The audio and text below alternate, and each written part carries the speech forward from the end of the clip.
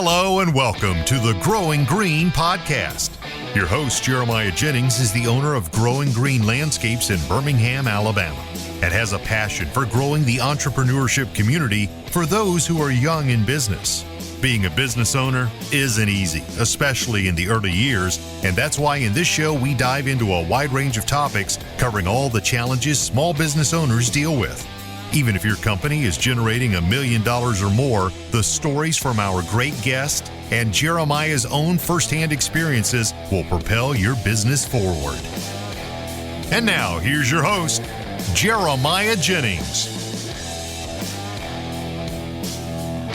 What's going on, everybody? Thank you so much for tuning in to another episode today here on the Growing Green podcast. This is your host, Jeremiah Jennings, and I am super excited to come to you today with another fresh new episode for your Friday. We are recording this one all but real time, guys. I love it.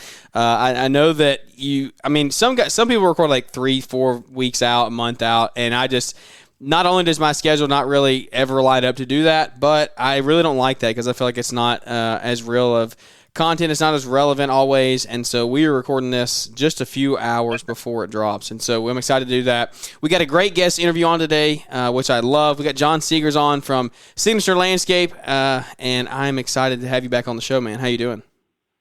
Oh, man, I'm living my best life. Thanks for having me on. Yeah, man, I am super excited. I don't even remember how long it's been. I don't even remember when we did our last show. I was looking back through our DMs.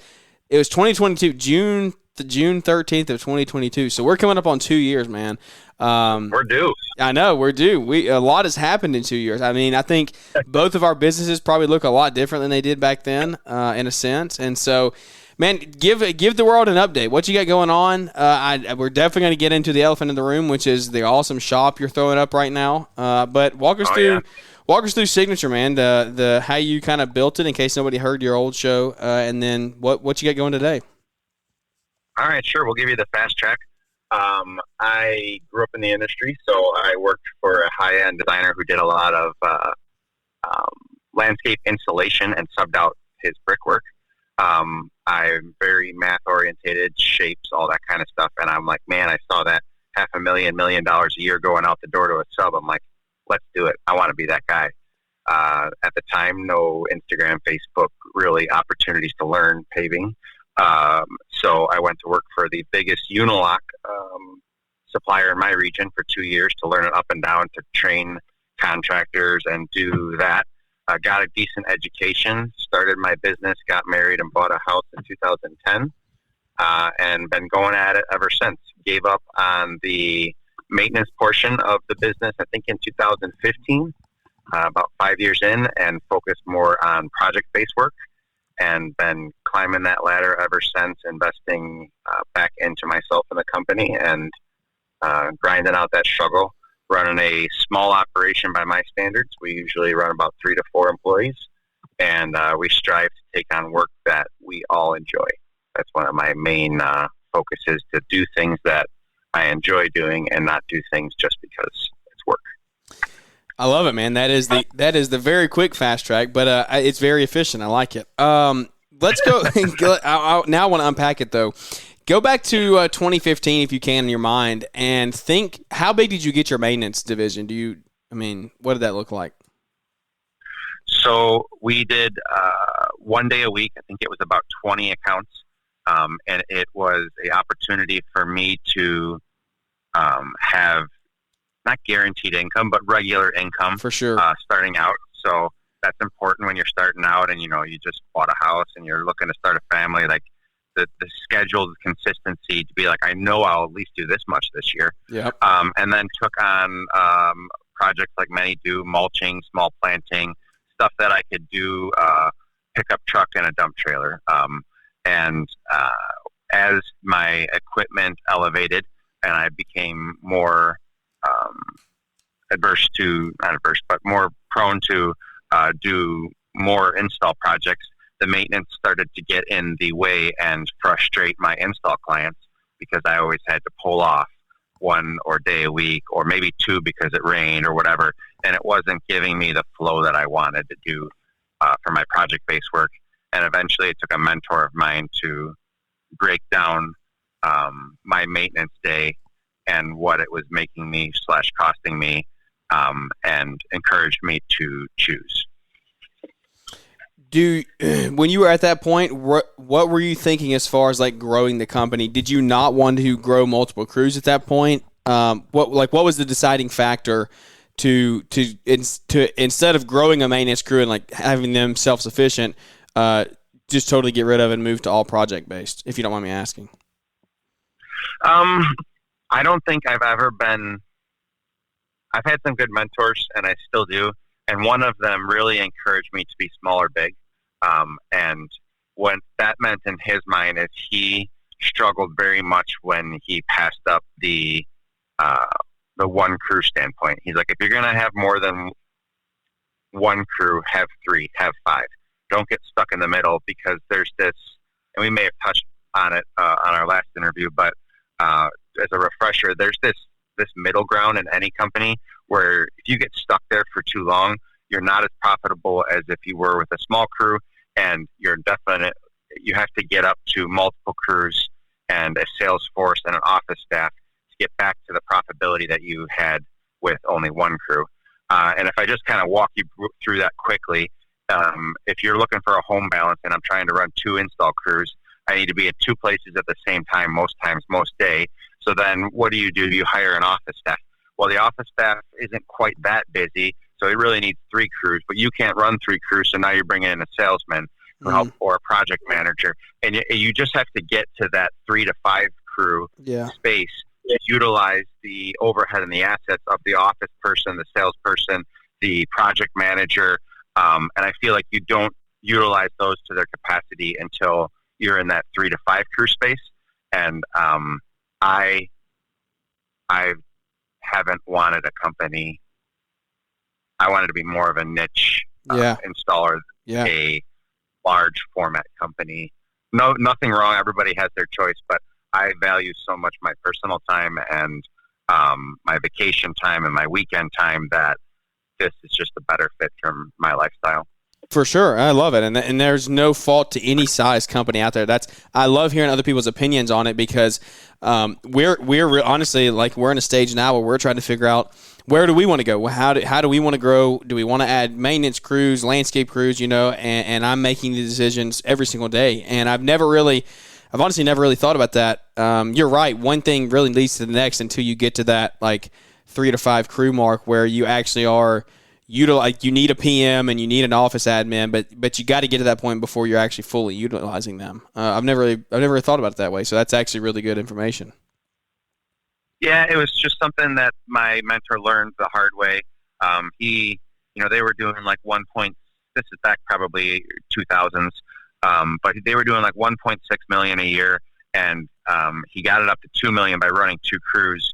But what he had said is that his profitability was not as good as running one crew very efficiently, because of the office staff for designing that he had to bring in, the office staff for answering the phone call, the salesman, the mechanic. Everything is just, So he was doing 1.6 with one crew. Yeah, he was killing it, man. We were holy cow. I mean, this was large. This is landscape install, so now it's a little bit different than your traditional hardscape crew, which I feel the perfect number on a hardscape crew is like 3.5. Mm-hmm. I feel like that's a good number on a landscape installation crew. Now we would have a crew of 7, and when you have all the right tools and implements, and you're doing new construction landscapes every day, and you're popping out a $60,000 landscape installation every 2 days. Yeah. You're installing it one day with a full crew, the next day you're sodding it, and the next following day you're on a new job. Like we were cranking them, but at that time, like, it was just crazy. You think COVID was crazy. Like, I can remember it was just day after day. We do 3 new construction houses a week, and these guys were estates. These were $40,000 to $60,000 landscapes, less the pavers. Plus the pavers. That wasn't included the paver driveway or walkway or patio they were doing. Holy cow! So you were pushing $100,000 installs. Oh yeah, that was.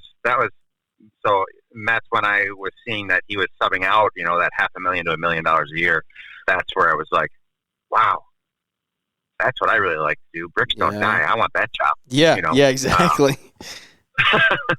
So that's what I was pushing. Unfortunately, by the time that I got, I felt that I had enough knowledge and gumption to start my own business in 2010.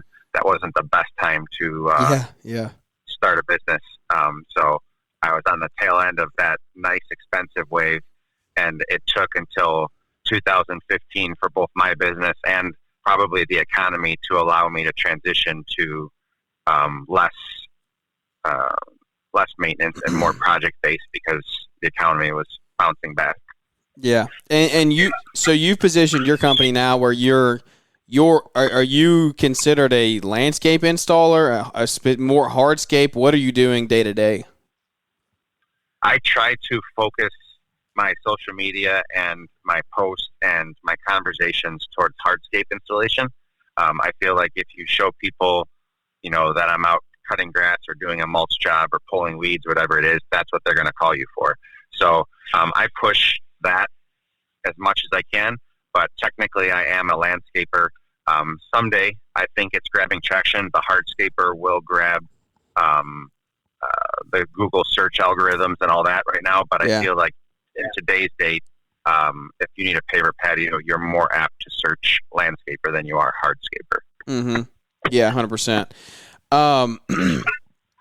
Very interesting. And you have actually kind of pioneered this idea of, at least I've heard you talk about it a good bit. You've talked about it with Caleb before on his show, or at least Caleb's heard you talk about it, of showing what you want to do. That's what you're putting on your socials. And like you do the filler jobs, but you don't put that out there. Like hit on that and explain your reasoning behind that. I know that, but share that with the audience of your thought process, because you even said it just now, maybe without even realizing. Like what you're sharing is what you want to do more of. So kind of dive into that.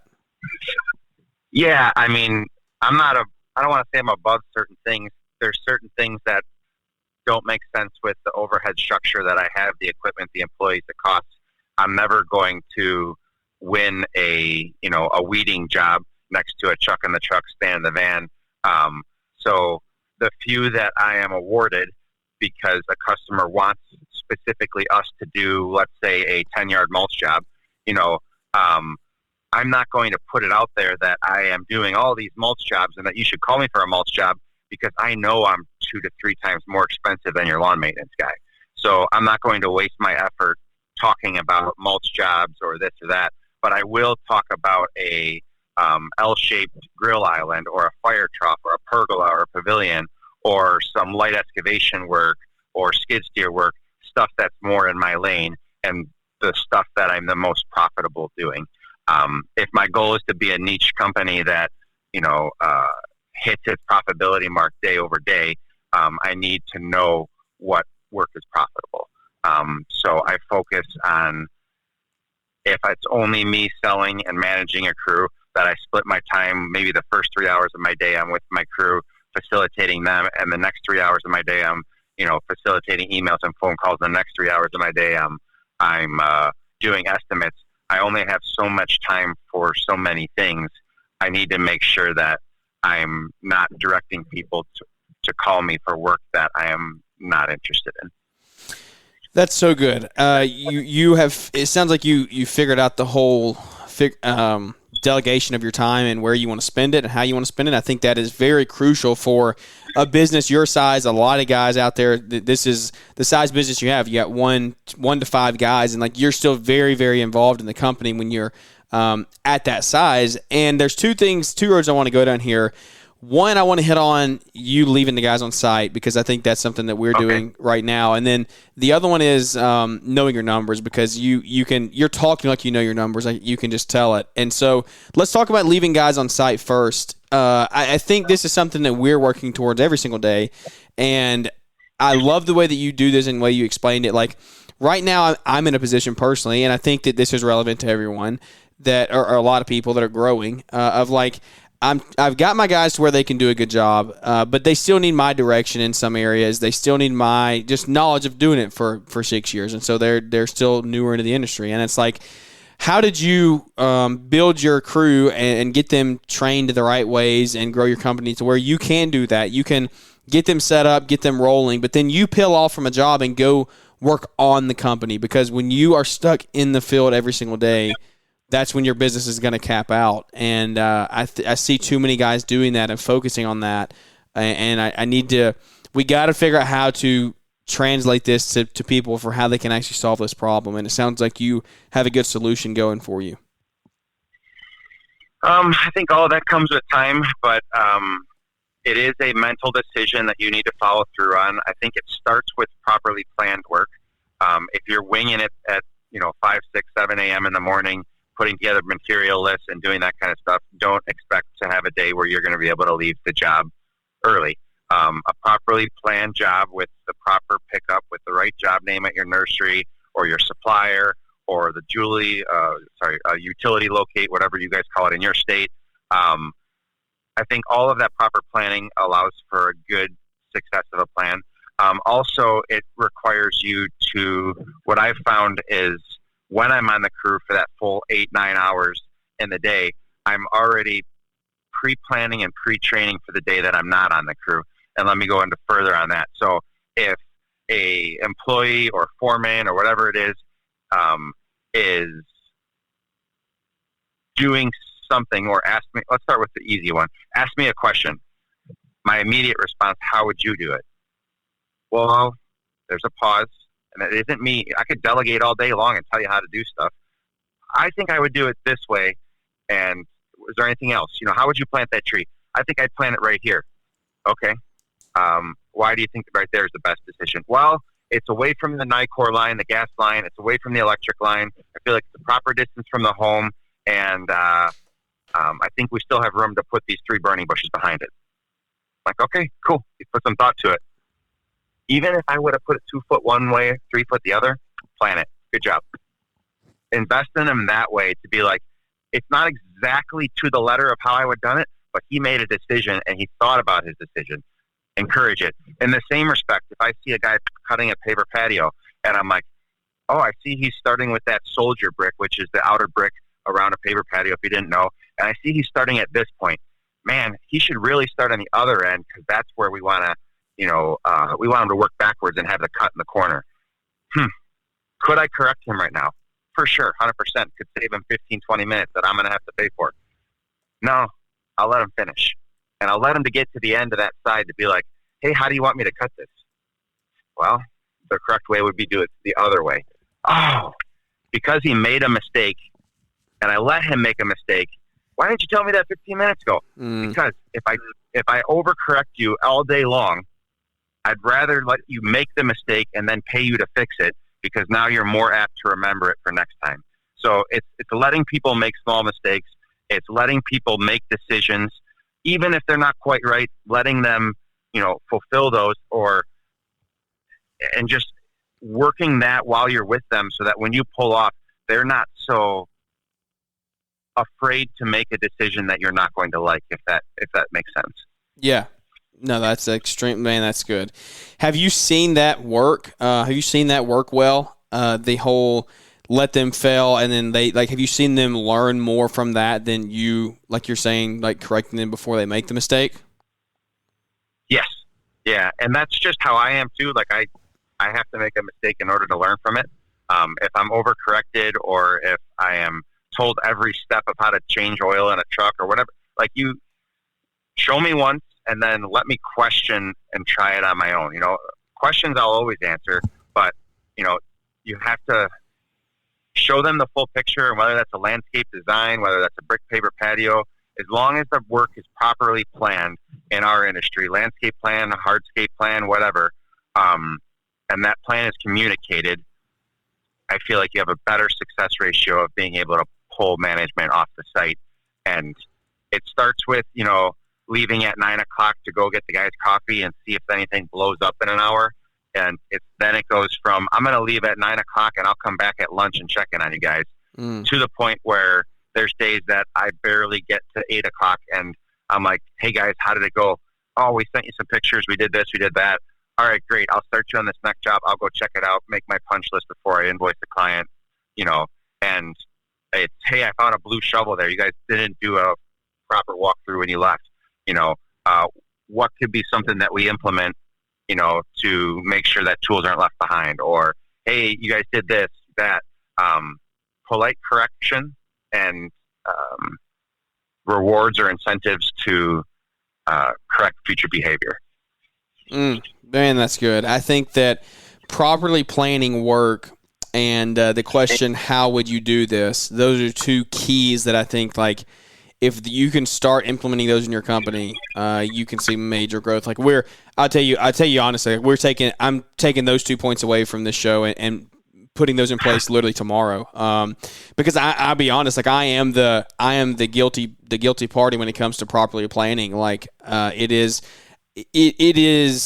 not an excuse, but like I'm in the early stages of trying to figure this out, of working out, not being in the field every single day. And I'm like, what are simple things that we can do to make those changes? And when you're in the grind, when you're stuck like from one job to the next, trying to get done, battling rain, things like that, that is, I believe, so crucial and something so simple that you can do. So, like, do you have a certain amount of time or anything? Like, what does properly planning work? I know you hit on a little bit about, like, calling in locates and things, but what is some real applicable advice you could give to guys out there who are focusing on that, trying to work out of the field a little bit? How can they properly plan to literally, like, tomorrow on their job site? It's too late to plan for tomorrow. I mean, like I started planning for tomorrow at 12 o'clock today. And not even, the job was sold before 12 o'clock today. Yeah. But it was me calling into my supplier, hey, the guys are doing something small tomorrow. I'm actually jetting out of town at noon. But not jetting, I don't have a jet. I was like, dang, I gotta start installing whatever blocks you are if you're flying on jets. I'm like, hey, these podcasts can be elaborated. I should not use the word jet. I'm driving my 100,000-mile pickup out of town at noon. Oh, that's good. You gotta start laying some more soldier courses. It starts with, like I call the landscape supplier. I put in an order with a job name, and now I know that I can start the guys at the shop and be like, hey, head over to this supplier. The job name's ready for you to pick up, and here's the address. Just having all that information to them, even the night before, sometimes that's just starting the day right, just with the guys having the address before they show up or even clock in, and then having a material list or pickup list so that, I'm not expecting my employees to do any sort of mental planning or checklist for the day ahead. But if the guys know roughly, hey, you're going back to this project tomorrow, the order's placed at your supplier, and you already have the address in the group chat, like how much more fluid is my morning even if I have to put my kid on a bus and be 10 minutes late for work, or I just decide to do a site check in the morning because it, jumped out and it rained, and, my guys have their first steps. From that point now, all my material shows up on the job site. The guys show up, the equipment's hopefully in good shape, and I immediately go into production mode, assigning tasks. Hey, I want you to work on this today, and when you're done with that, I want you to help him with this, and this is what I expect here. Here's the plan for this. And I do a walk around the second I get to the job before we open the trailer tailgate to load tools. Hey, let's walk around as a team. You're obviously in charge, Mr. Foreman, but let's walk around as a team so there's no lack of communication. And these are the tasks that we're going to perform today. And does everybody have any questions? And that's one of my main things I ask all the time. Does anybody have any questions? No stupid questions. Anybody have any questions? No. And then it's just communication back and forth via group chat, photos, FaceTime, video. Hey, is this what you meant by this? Yes. Hey, this machine's out of fuel, and so is our tank on our trailer. All right, well, let's correct today's problem, but let's figure out that problem going forward to make sure that fuel is, a needed necessity of a job. And just putting in those SOPs and systems and processes to facilitate and plan for production. As a smaller company with a few guys, do you have one person that is like 100% lead, like they take control and the other people follow him? Or do you have a couple of guys that are kind of all similar and take on similar roles and know how to do pretty much everything the same? Because I'll be on, and this is like a personal question here, because I've got two guys right now that both have the ability to take a foreman position, but they're on the same crew, and it's like, how do I work through this? So as you have people who are skilled and they're doing stuff without you there, how do you handle that? There's clearly one person in charge, and I think if you had to pick one of the two people that you're talking about, you know exactly which one it is. Yeah. The one you communicate more clearly with, and the one that you feel will take on the responsibility to make sure you get what you want. My guess is, if I've taken a stab in the dark, is that you're hesitant to tell one person that they're quote unquote better than the other, or give them that extra responsibility. Yeah. For lack of saying that he's in charge. For sure. Yeah. And I think that's easier when you have an odd number of people in the crew, starting at 3. When it's, one-on-one, it's like, well, how come he drives? How come he, no, this is my foreman. And I'll introduce the foreman to the client in some cases to be like, Jorge is the foreman. Yeah. That doesn't mean that they don't work as a team. It just means that I'm going to hold Jorge's ass accountable and for certain things, and the crew for others, if that makes sense. Yeah. Yeah. He takes on that higher role in the crew. Yeah. Like, hey, why is your truck parked on the wrong side of the street facing the wrong way? Well, he parked that. I'm like, okay, I'll talk to him, but you're the foreman, man. You're my eyes and ears. You tell him to park on the right side of the street. And once they, recognize him as the position, everybody has a say on the crew. There isn't like, be silent. It's just at the end of the day, what I say goes, and there's a hierarchy: the foreman and then the laborers. That's good. So how many are you running? You said 3 to 4. Yeah. Currently, I'm in a interesting position this year. My foreman had a emergency intestinal surgery from a complication of a hernia this year, right in what was it? April 27th, I don't know, something like that, like right when you don't need that. Yeah, the worst time of the year. So I've really had my second hand step up, and I'm so grateful for him, and I'm showing him my appreciation for that. And like you said, he's very capable of it, but there can only be one chief, So he's been stepping up, and actually, because that's not a quick recovery, brought in a new guy, and everybody's doing well with their new roles. There's obviously an integral part missing, the guy running the show, but it's a moving wheel, businesses are. So in medical emergencies, family emergencies, all those things happen, and you try to be prepared for them and have backup plans to the backup plans. And so let me ask you kind of you may have the answer to this. How are you going to handle it when Jorge comes back and your number 2 has been number 1? Is he how do you think he's going to handle going back to number 2? I don't think that there is, like I said, everybody's got a say on it. But saying this in the most kind and respectful manner, in the ethnicity of my workforce, age is also a sign of seniority. For sure. Yep. And there is a respect there, whether you're the smartest or the best leader, there is a level of age respect in that ethnicity that everybody is automatically more respective of the elder position. So That's I don't think it will be an issue coming back to be like, this guy has the most seniority, the most years of service, and the most age. He is clearly an elder per se, or somebody who's to be respected, and I understand the hierarchy. Yeah, no, I like that. Hopefully I communicated that in the best. That was super good. You communicated that extremely well. I think everybody understands what you're saying, and it's very true. I think it's a cool thing about the crew you have. I mean, you have a good team that you put together, and if you truly have a good team who counts on one another, then there shouldn't be an issue. And I mean, now I think where people could say there would be cause issue is if while that person's gone and the new responsibility's taken on, they get a pay increase. But then when they go back to being number 2, their pay drops. That's where I feel like there could be some real pushback. So it depends on how that's being handled. But that's another conversation for another day. But it's like that's where if people go through that, I could see that being an issue. But that's cool. I love to hear that you have a crew that really trusts one another, that it has that camaraderie, and knows that when Jorge comes back, then he'll be taking charge and taking the reins, and that's awesome to hear. So, well, we also have to do some planning for Jorge as well. Now, he's been with me for 14 years, and one of the struggles that I'm currently wrestling with, just to show you that it's all not peaches and cream, is that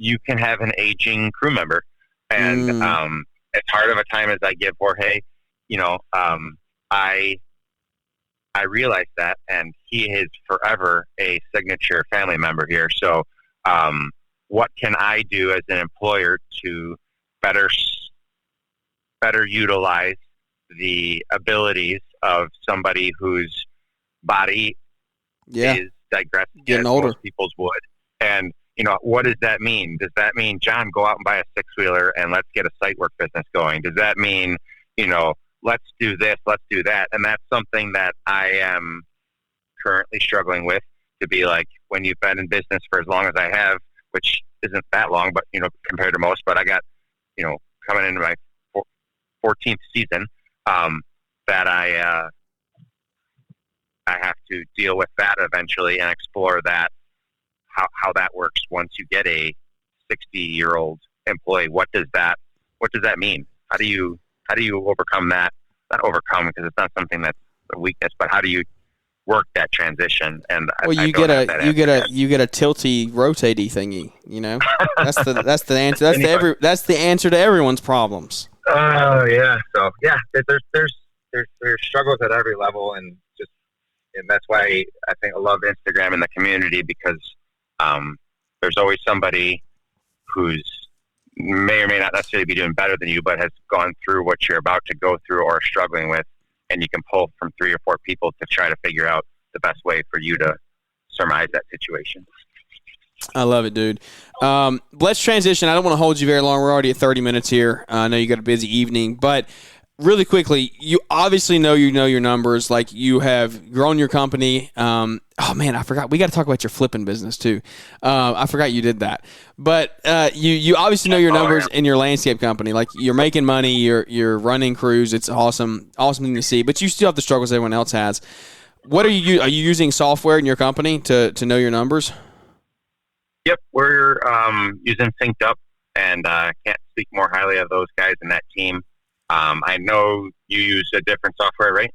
Yes, we do. But I have used Synced Up, and I will back Synced Up till the day I die. Yeah. That team there is so good.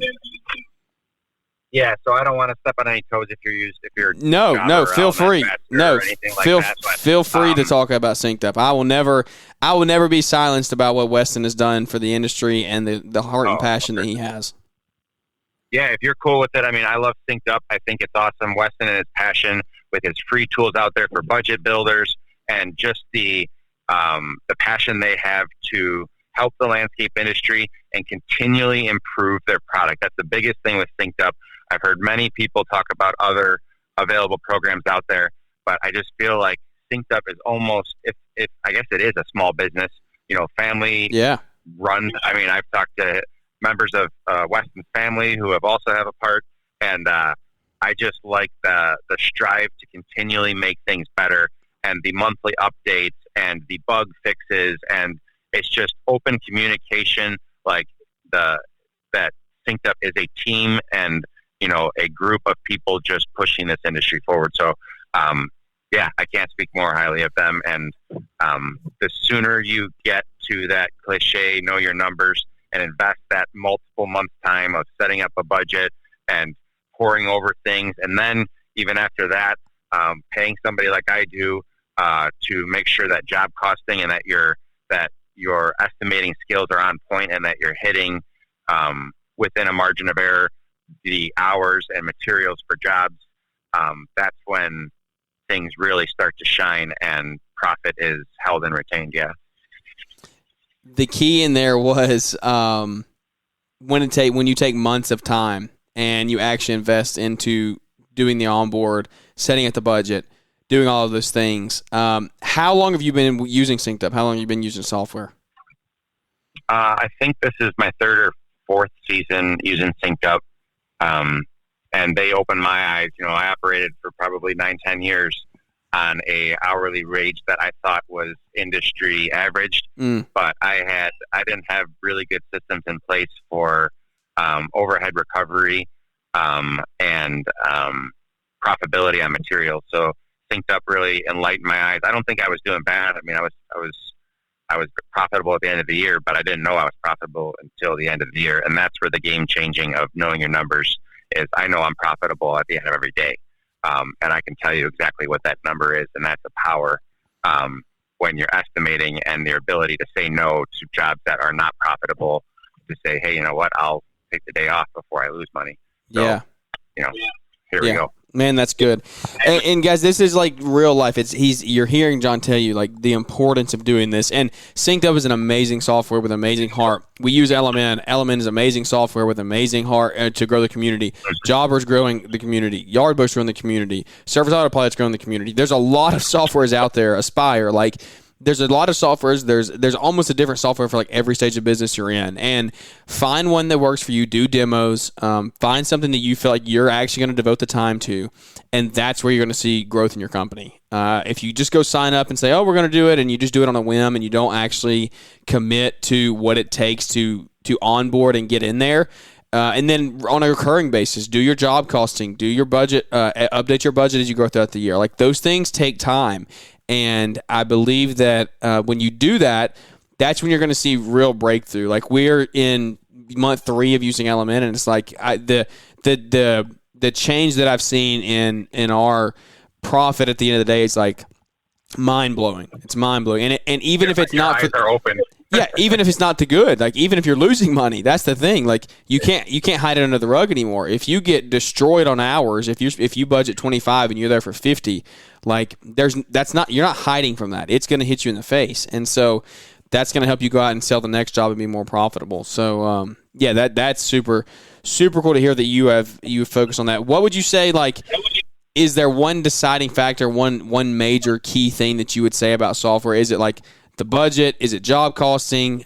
What is it for you that has like made you more profitable in the last 3 years?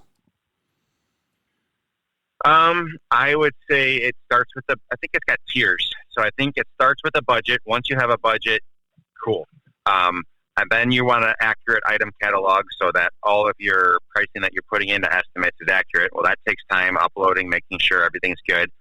Once you start shooting out estimates and you're at a budgeted hourly rate and you're recovering overhead and profiting on materials, you're in a good shape. And I think that's a good year one goal, if I'm honest. Like, hey, I got this. Now I think that you've done that for a year. Let's work on job costing and really put in a system where you're just not doing it when you have time, but either you're paying somebody or you're really getting to know, to be like, wow, I'm going to increase my estimating. I'm consistently not hitting my hours. I need to be better at this. Once you're getting close to hitting your job costing and you're like, all right, I'm in a groove, I'm a good estimator, I think the third and final step is what was it? The third and final you were step on a roll. You got too ingrained in it. I had it in my mind.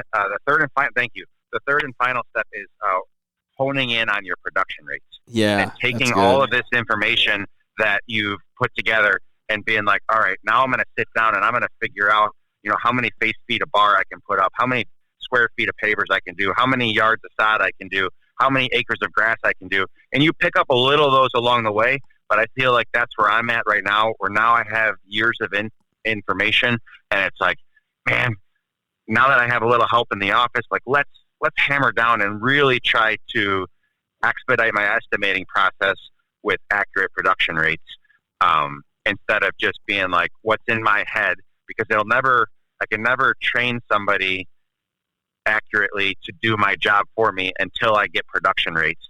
And I can never have anybody help me with estimates until I give them production rates, because they don't have the decades of experience of how long things take that I do in my head.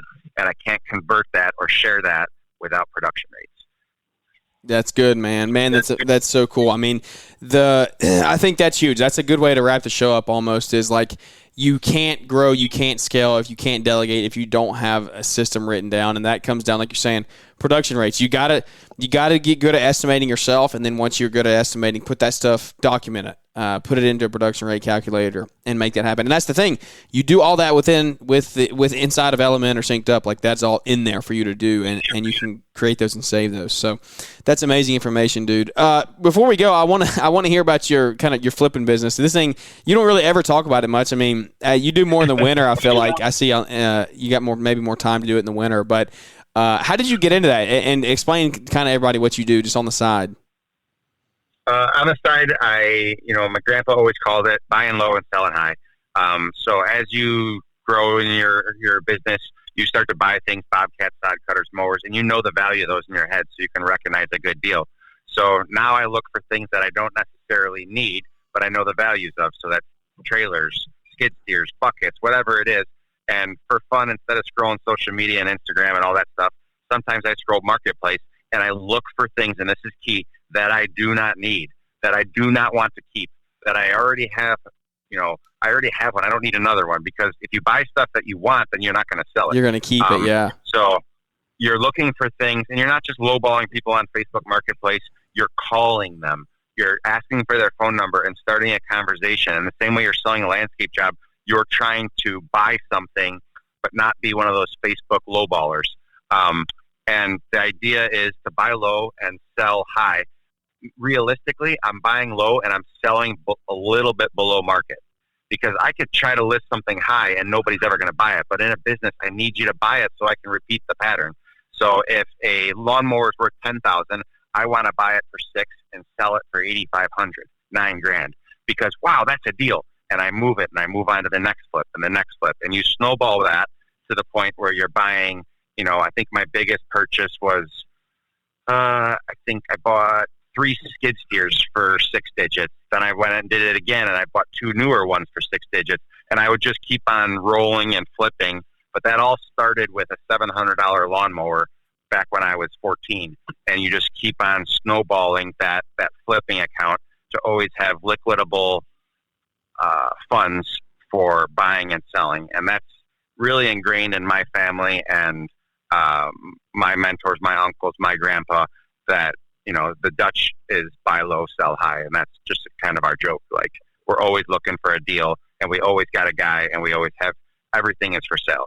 Like, you walk into my shop, and the joke is locally, everything John has for sale. It's not because he's not going out of business or anything like that. It's just John will sell you anything. So he'll replace it. He always has a guy or knows where there's another one available. The key thing is you can't get attached to stuff. You got to be willing to part with it.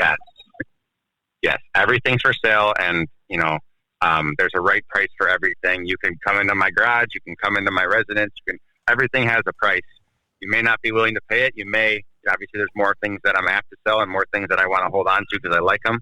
But everything's for sale, and it's always been that way. So don't get attached to things. I love it, dude. That's an awesome way to end the show. Well, where can anybody follow along with you? You're very active on Instagram from the day-to-day stuff. I love it. I'm always waiting for the good mornings for this morning. So where can anybody follow along with you at, dude? Yeah, you for sure. Signature Landscape Corp.com, at Signature Landscape Corp on Instagram. I try to keep up with some daily stories and some comical relief on our landscape jobs, a little bit here and there. And follow our build. We didn't even talk about the shop build. Yeah, we didn't even talk about the shop build. What, dude? Talk about it before we wrap up. You got time? Yeah, I'm all ears. Take it away. So we're building a shop in our hometown after whatever it is, 15 years. We got 10 acres of ground, 9,000 square foot facility, and it's a dream of everybody's. I think that I'm finally getting to live, and it's something that I've been planning and saving for a long time. We got some cool reels up on how it's going and how it's built, and that lift process was so cool. Yeah, wasn't it?